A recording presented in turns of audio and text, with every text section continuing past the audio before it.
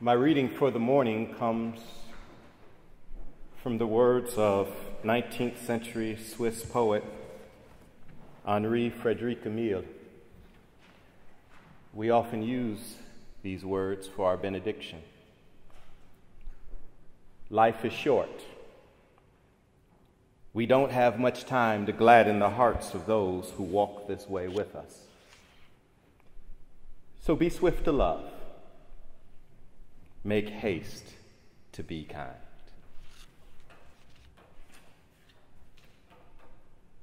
My friends, I turned 44 over the summer. And I'm pretty sure I'm having a midlife crisis. Don't worry, young people, you aren't about to see me in leather pants and an earring. There are no red sports cars in my future. My midlife crisis seems to be of another sort. I've been reflecting a lot lately on the bigger questions of life.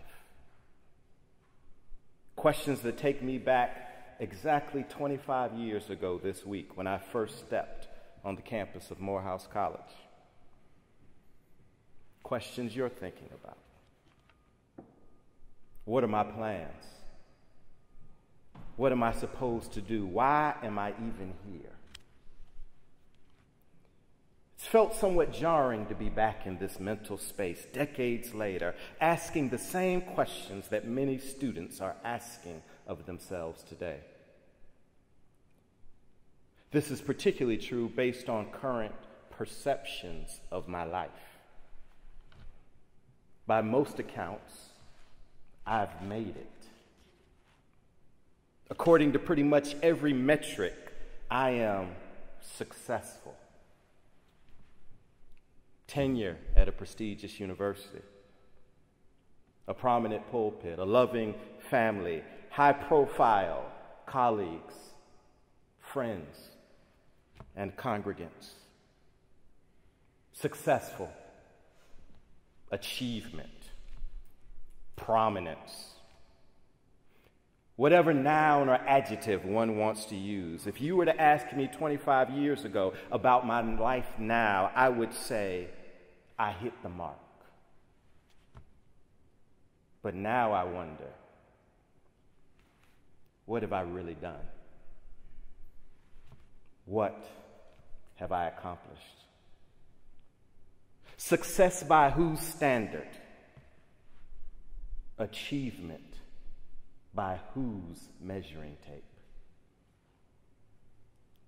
Look at the state of our nation. Think about the condition of our world. From Kim Jong-un in North Korea to Nicolas Maduro in Venezuela. From President Erdogan in Turkey and our own Donald J. Trump here in the United States. What do these men share in common? They're all successful. They can boast of many achievements. They each have prominence. Yet most interestingly, they've each rode the winds of xenophobic violence and autocratic ambition to secure their success, their power, their prominence. Similar might be said of certain famous Christian faith leaders. Jerry Falwell Jr., James Dobson, Paula White. Those who have access to the White House. There's faith in the halls of power, as sociologist Michael Lindsay would put it. Or consider the other 150 prominent clergy that gathered this week in Nashville to release a public condemnation of same-gendered love. While Hurricane Harvey wiped out entire cities, displaced millions, and claimed human and animal life in Texas and in Louisiana, these successful and prominent, well-known ministers were more concerned with someone else's sexual choices. For men who claim to be freaked out by same-gender attraction, it seems to be their preferred topic of conversation. The lady doth protesteth too much, methinks. But these examples constitute the reason why I find myself revisiting what it means to be successful. Because as they reveal, there's no correlation between success traditionally defined and goodness. We can have one without the other, the former without the latter. And while, like most of you, I've spent the majority of my adult life trying to achieve a successful career, build a successful family, attain financial security, have I spent enough time considering what it means to live a good life? A life characterized by honesty, character, and most importantly, kindness. I don't know for certain. Maybe I'm no different than those preachers at the White House with their own aspirations. Maybe my own Christian faith has simply been a costume to mask my own professional ambitions. For we all must remember that, like anything else in this world, our faith too can become a gimmick. Most notably when we deny the fact that those folk could ever be us.